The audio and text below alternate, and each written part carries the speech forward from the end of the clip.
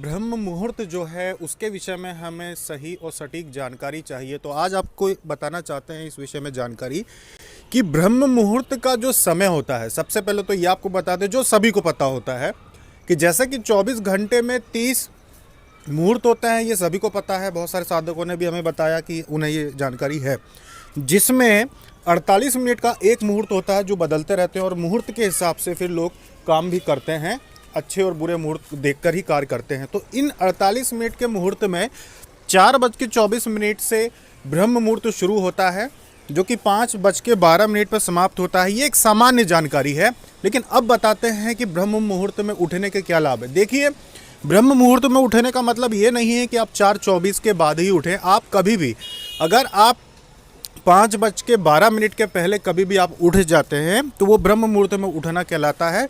तो जब आप ब्रह्म मुहूर्त में उठते हैं तो एक बात ध्यान रखना कि इस समय पे कभी भी ब्रह्म मुहूर्त का जो समय होता है, इसमें आपको क्या क्या कर सकते हैं। आप मंत्र जप कर सकते हैं इस मुहूर्त में उठ के, आप ध्यान कर सकते हैं, भगवान का मनन कर सकते हैं। और सबसे बड़ी बात ये होती है कि ब्रह्म मुहूर्त का एक जो समय होता है, ये ऐसा समय होता है जैसे कि मनुष्य के शरीर में सभी देवी देवताओं का वास होता है। आप सभी जानते होंगे, गौ माता में भी होता है। तो गौ माता में होता है ये तो सभी को पता है, लेकिन मनुष्य के अंदर भी होता है, ये लोग ध्यान नहीं देते। मनुष्य के अंदर भी सभी देवी देवताओं का हर अंग में वास होता है।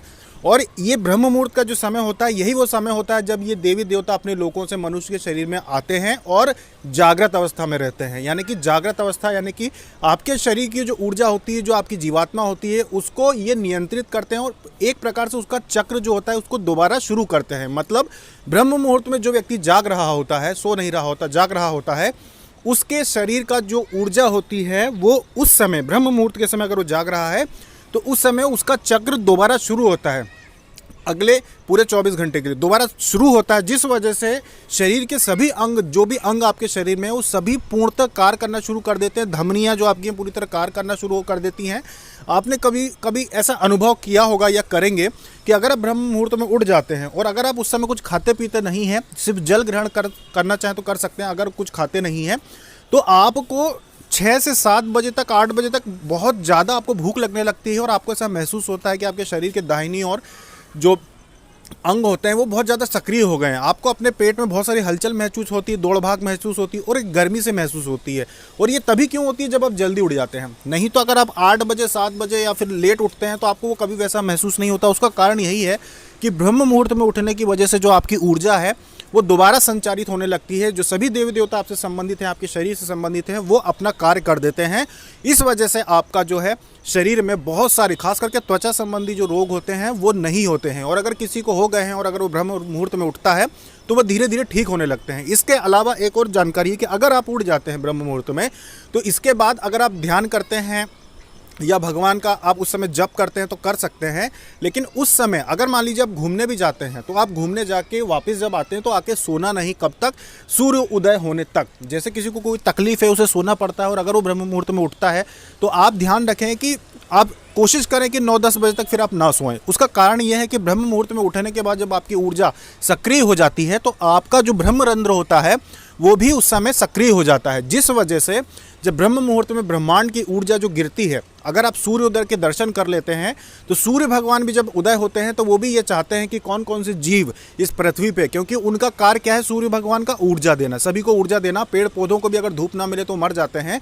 और पेड़ पौधों के लिए भी सुबह की धूप इसलिए लाभदायक बताई गई है कि सुबह के समय जो सूर्य देव होते हैं वो अपनी ऊर्जा को चरम सीमा पे सभी को देते हैं। तो उस समय जो भी मनुष्य जाग रहा होता है, भले ही आप घर के अंदर हो चाहे बाहर हो, जब सूर्योदय होता है अगर आप जाग रहे हैं तो सूर्य देव की जो रोशनी होती है जैसी पृथ्वी पर पड़ती है तो सकारात्मक ऊर्जा जो आपके अंदर होती है वो संचार करती है और आपके ब्रह्मरंध्र से वो जो ऊर्जा है सीधा आपका शरीर अंदर ग्रहण कर लेता है, जो कि सोते हुए व्यक्ति का नहीं करता।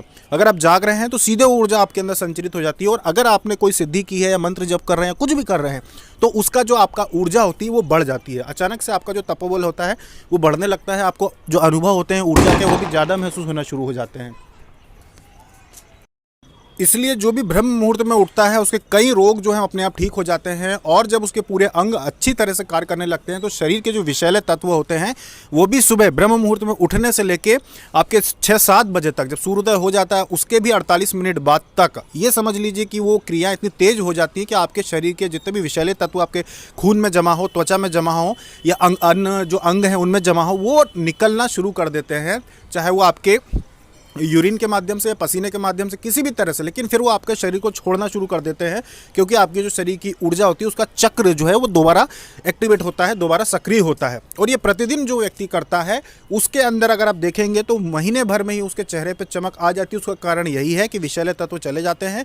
जब शरीर के सभी अंग सही तरीके से कार्य करते हैं, जब ब्रह्म मुहूर्त में आप उठते हैं और आपके शरीर से संबंधित सभी देवी देवता आपके शरीर में प्रवेश करते हैं, ब्रह्मरंध्र से जब आपको वो तेजस्वी ऊर्जा जो भगवान सूर्य सभी के लिए देते हैं, जब वो ग्रहण करते हैं आपका शरीर, तो अपने आप आपकी चमक बढ़ती जाती है। ये इस बहुत बड़ी खासियत होती है। साथ में आपका जो जप होता है, अगर उस समय आप अपने इष्ट भगवान का मंत्र जप कर रहे हो, कुछ भी कर रहे हो, तो वो द्वार खुला होता है ब्रह्मांड से, आपके ब्रह्मरंध्र का द्वार, वो कनेक्शन बना हुआ रहता है, वो आपका जो मिलान होता है वो चल रहा होता है, इसलिए वो आपका जाप सीधे आपके इष्ट देवी या देवता तक पहुँचता है।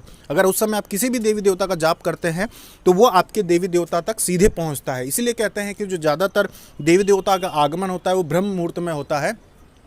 तो यही कारण है मुख्य रूप से, जो अभी ज़्यादा लंबा वीडियो ना बता के जो मुख्य कारण है आपको बताए हैं, लाभ हैं जो हैं आध्यात्मिक और शारीरिक रूप से भी, कि ब्रह्म मुहूर्त में उठने से क्या होता है। इसके अलावा तो बहुत सारे जो लाभ हैं आपको पता ही होंगे या आपने सुने ही होंगे, लेकिन मुख्य जो लाभ हैं वो यही है आध्यात्मिक दृष्टि से, कि ये सारे कार्य जो एक साधक के साथ होते हैं वो उसको लाभ प्राप्त होते हैं अगर वो ब्रह्म मुहूर्त में उठता है। अभी तक